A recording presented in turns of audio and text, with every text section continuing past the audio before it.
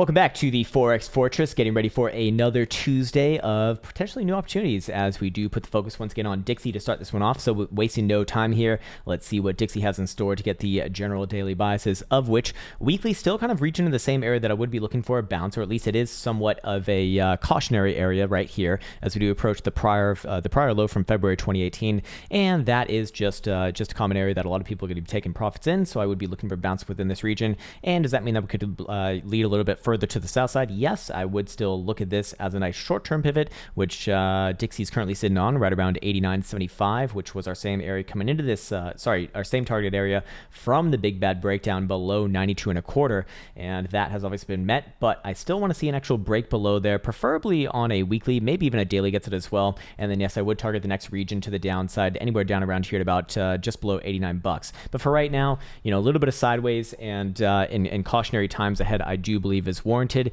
Overall, long term, quite bearish, but is it ready for a bit of a bounce here? That is the real question. So let's go down to lower term timeframes as they are, and I'm not really getting much off the daily actually. Obviously, it's still a downtrend, still very nasty, and we actually do have hidden bearish divergence according to this indicator right here. So I would be a little bit skeptical on the very short term, and with momentum oscillators also pointed down at the same side as well, I would probably be looking for another try to the downside. But again, just because I am short term bearish on this one, I suppose I still want to see those conditions being met, and more importantly, I do think that this one is setting up for a bounce relatively soon. So I'm not necessarily saying what I'm trying to say is I'm not necessarily interested in like super shorting fucking Dixie, even if I could at this current moment in time, as whether it comes from this 89.75 region or heads down another what is this, about about 75 cents to that next target, then I would be looking for bounces around that region. So I think it's time to be a little bit defensive. You've been enjoying the downside on this one, and with that said, that'll set in our biases for the major US dollar pairings. Looking at the weekly RSI right here, yeah, it's still short-term bearish, I suppose,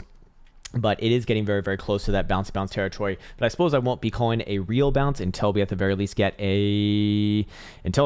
get a daily closure above the 21 on the daily. But even then, I really want to see a high printed above this last performing high right here on the 22nd of December, which is 90.75 as well. So if it can do that, then yeah, I'd be looking for a greater bounce, likely back up somewhere around about 92 bucks. But for now, it still seems like it wants a little more downside, and then potentially sets up for that bounce over the next few weeks. So with that in mind, let's go down to Aussie dollar and check out what the big boys are saying today. And once again, brushing up against our same targeted region right around about 77.65 region, of which, what is this looking like on the very low term time frames? Because I'm not really getting much off that. Yeah, short term time frames like a 4 are actually going back into a nice healthy consolidation here. In fact, as it does kind of flag out at a high level, I'd probably be looking for another drive actually officially to that 77.65 region right here. But still, I have the same sort of interpretation as I did yesterday, in the sense that yes, the weekly does look more or less good here. Yes, the long term is looking like it does want to try a little more upside, but I want to see the weekly close above this horizontal, that same target region that we just spoke about at 77.65 first, before I do start to look deeper into the 79, maybe even 80 cent region, of which that would be my next long-term target if that condition is met. For the short term, I'd be looking for this one to kind of play play back and forth between the short-term range between 76.60 and the high side of our current high at about 77.30. And yes, if it does break above there, that's probably around the time that you're going to see this level broken as well, and then initiate those deeper moves long term. But is this getting a little bit tired on a daily? Yeah, it actually is getting a little bit tired on a daily. So if it does want to pull back in the short term time frames, maybe it does. Well, sorry, I'm struggling a little bit with this one right now, which I do think is important for me to be transparent with when I'm doing this on video, as these are done in real times. But if I'd have to call this one right now, actually, the more that I look at it, no, I do think short term it probably does come back down and brush out this area one more time around yesterday's low, 76.60-ish region.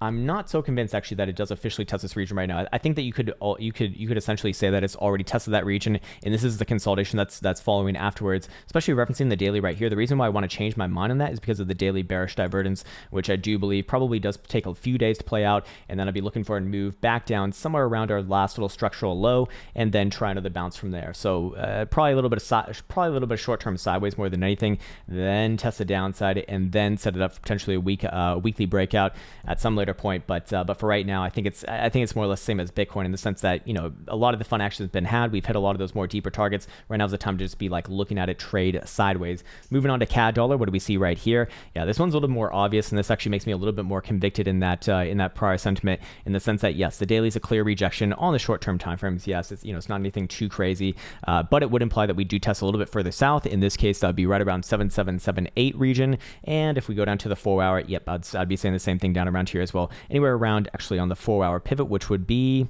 yeah, about 70, let's just call it 78 cents, a little bit easier to say. And then of course we do have our rising lows coming in right around the 200 simple and 200 exponential average. So any wicks down here and closures above here is completely fine. And I would still look at that as overall good. Bringing it back to the weekly over here. Yeah, it's hard for me to be bearish on this on a weekly, but yeah, short term, a little bit of downside, plays out a sideways range, and then potentially sets up for a breakout to the upside a little bit later. But you could say that, again, we pretty much hit our target to the upside around the 377, about 79 cents. Yeah, it's about 10 cents away from there. I mean, it's fucking close enough at this point. So fair enough. Sideways and down, reaccumulates probably, and then give it another go probably next week. Anyways, moving on to Swiss franc dollar. What do we see right here? Swiss franc dollar looking really good. Actually, did officially take out last week's high, which I believe we said was likely to happen yesterday, and that has now indeed happened. So I'd be looking for further continuation onto the upside on this one on both the daily and the weekly. If we're going down to the very low term time frames, like a 4-hour, still an uptrend, still looking good. I'm basically bullish on all time frames here, actually. So on the weekly, what's our next long-term target, or what's the next major area to be aware of? It'd be right at this pivot right here, right around about 116 and a quarter. Yeah, 116 and a quarter, 116.25. Would be my next sort of more long-term target. And this one's just generally up on all time frames. And of course, our next short-term, or I guess this was a weekly pivot. To be fair, that was 114 and some odd change, pretty much being hit anyways. Moving on to euro dollar. What do we see? We do see a very similar chart actually towards this and in Swiss franc dollar. So I'd probably be looking for about the same things as well. A little bit of sideways and up on this one implied. Short-term, however, a little bit of downside on the 4-hour momentum oscillators as Stokes do turn back down. But, again, rising lows as long as it's above, especially this last area right here at about 122 even. And, could we explore a little bit of downside in the very short-term time frames? Yes. However, long-term, looking at the daily and looking at the weekly, I still do like this one, actually. I don't like it because, I live my life in dollars, but more importantly, as far as the chart goes, I do like it. Weekly, obviously having the golden cross right here, basically like an inverted Dixie chart in some ways. And, I still have to be sticking with about 124.5 more long term. And then we come back to it after that. Moving on to pound yen. What do we see right here? There we go. So we did get the rejection. So fucking finally, a little bit of direction was picked yesterday. So this is very important because momentum oscillators were turning up this whole time, this whole way. And yet again, we have what looks like a continuation of trend to the downside, at least on the daily, at least on the weekly. As that area does get rejected, I'd be looking for a short-term move back down to the 55, right around about 138 3/4. I do believe yesterday we said a move down to 139.65 was likely. That has been met, and now looking like, yeah, it wants a little bit of continuation there. Bearish divergence all the way through as well, so it's finally playing out, and I'd be looking for the next drop down in the on the daily. What about the 4-hour? Yeah, short-term bearish as well. So short-term, medium-term, and long-term all bearish. Finally have a little bit more clarity on that situation, and down it is, sirs, down it is. Pound dollar, what do we see right here? Very similar on the 4-hour, as it was, more or less similar chart, although the euro a bit of a weaker subsidiary there, or sorry, just, what the fuck's the word that I'm looking for? Opposite trading pair right there in comparison to the yen.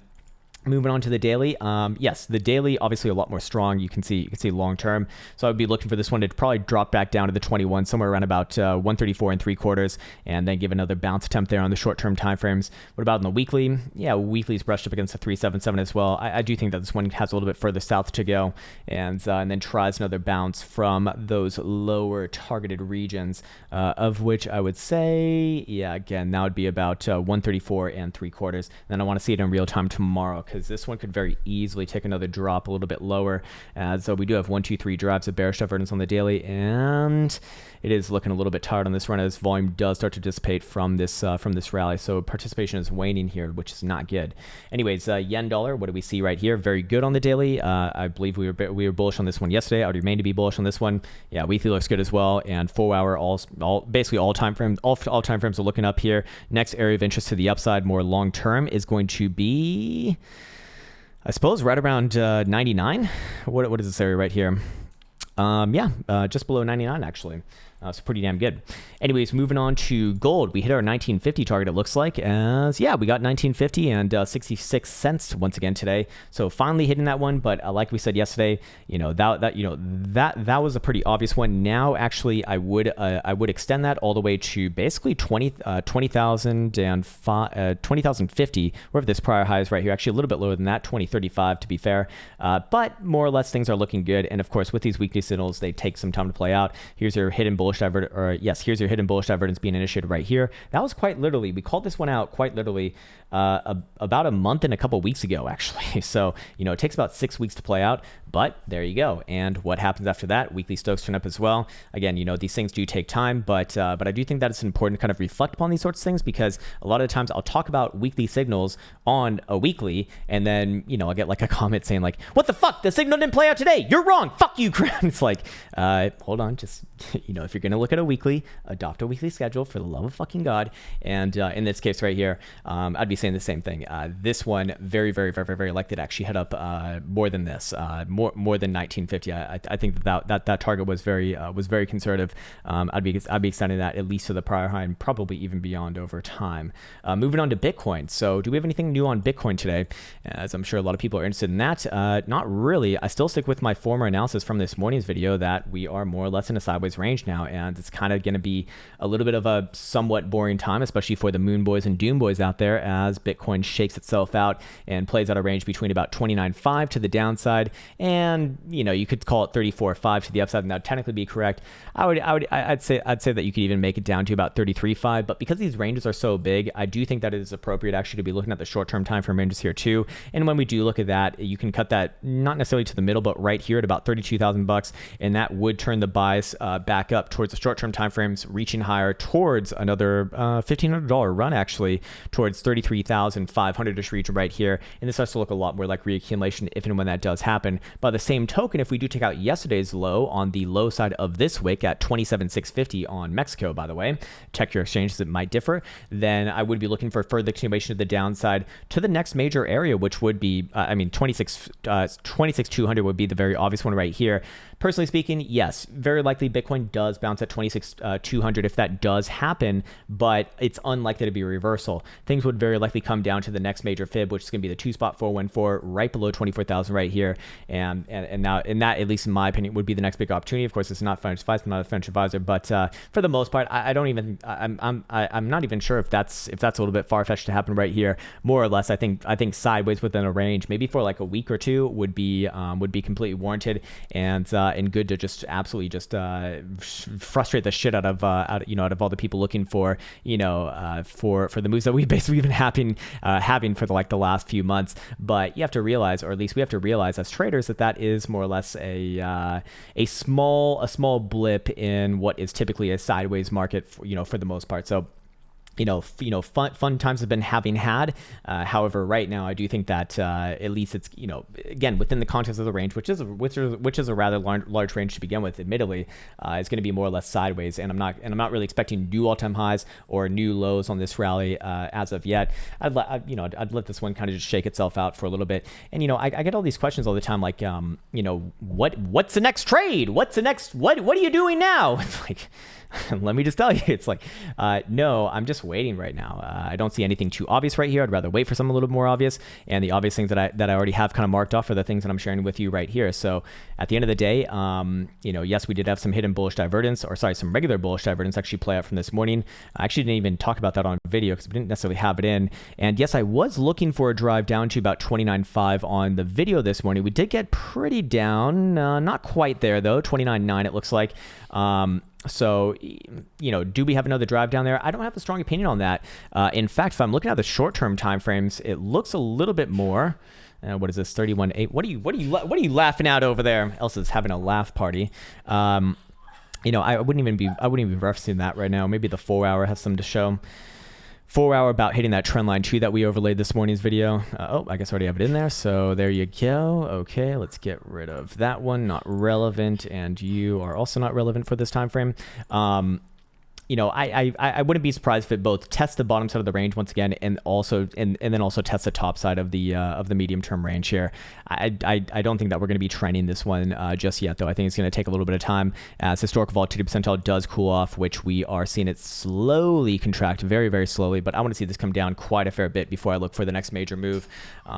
Maybe there's something on the 12-hour, seeing as we just closed one right there too. Yeah, the 12-hour still looks good to me. I don't have any major issues with this at all.